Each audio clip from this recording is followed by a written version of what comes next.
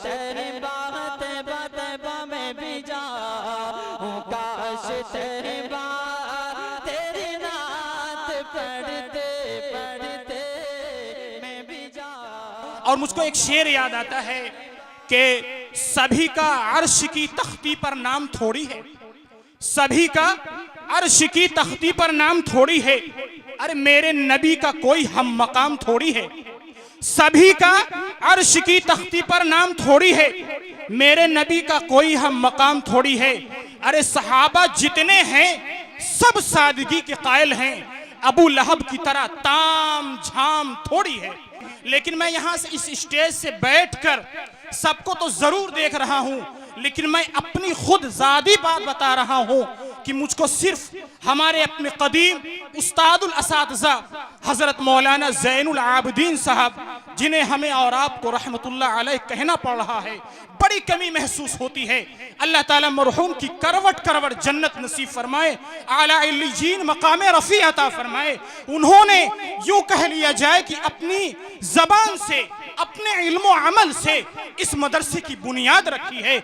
उन्हीं के पशे मंजर में मैंने बदस्ते खुद कुछ बातें लिखी हैं जो मैं आपके सामने बहुत मुख्तसर से वक्त में पेश करना चाहता हूं कि एक मुमताज शख्सियत की जो रहलत हुई है, हमारे मरहूम इस कुर्बो जवार के एक मकबूल शख्सियत थे और अपने किरदार और औसाफ़े करीमाना की वजह से हर दिल अजीज थे।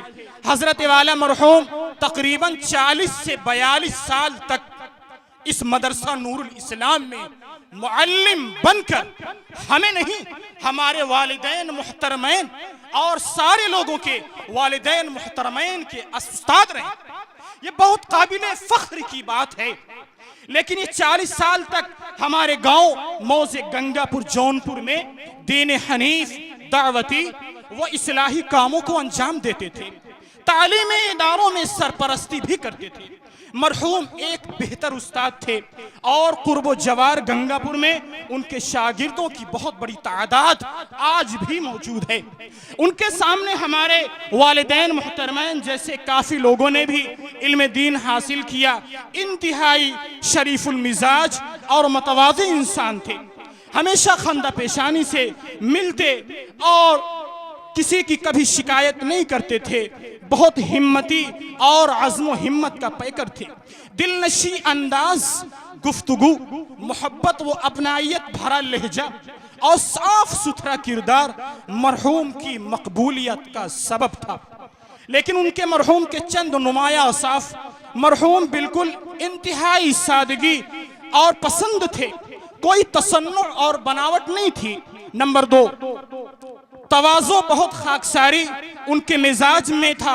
नामो नमूद से हदीस के मुताबिक मन तवाज़अ लिल्लाहि रफ़अहुल्लाह, जो अल्लाह के लिए तवाज़ो इख्तियार करता है अल्लाह उसके दर्जे को और बढ़ाता चला जाता है। ये हजरत वाला उस्तादुल असातिज़ा हजरत मौलाना ज़ैनुल आबिदीन साहब रहमतुल्लाह अलैह का जीता जागता सबूत था। नंबर 3, खिदमत खल्क, बीमारों की अयादत और उनको दुआ करते और हर मुश्किलात में हमारे और आपके काम आते थे।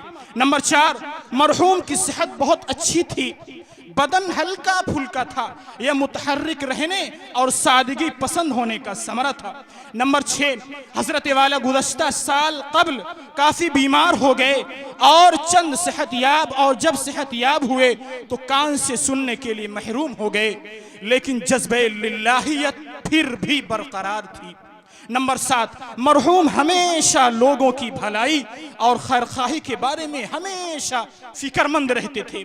नमाज से फारिग होने के बाद अपने दस्ते मुबारक में एक छोटी सी तस्बीह लेकर जिक्र करते हुए बाजार में किसी के मदऊ पर या किसी के बुलावे पर निकल जाया करते थे। नंबर 8, मस्जिद की पूरी सफाई, साफ सुथराई और वक्त पर अजान देना पूरी जिम्मेदारी संभाले हुए थे। जो बात जबान पर हुआ करती थी वो अमल में भी हुआ करती थी। हजरत वाला की तारीफ के लिए हमारे पास तो अल्फाज नहीं हैं, लेकिन अल्लाह ताला से दुआ गो हो, अल्लाह ताला उनके मरहूमीन और इसी तरीके से जितने भी मदरसे से तालिब इल्म हो, चाहे असातिज़ा हो, चाहे उनसे पढ़े हुए मुअल्लिम हो, चाहे मुतअल्लिम हो, उनसे जितना भी हो सके उनके लिए ईसाल सवाब करे।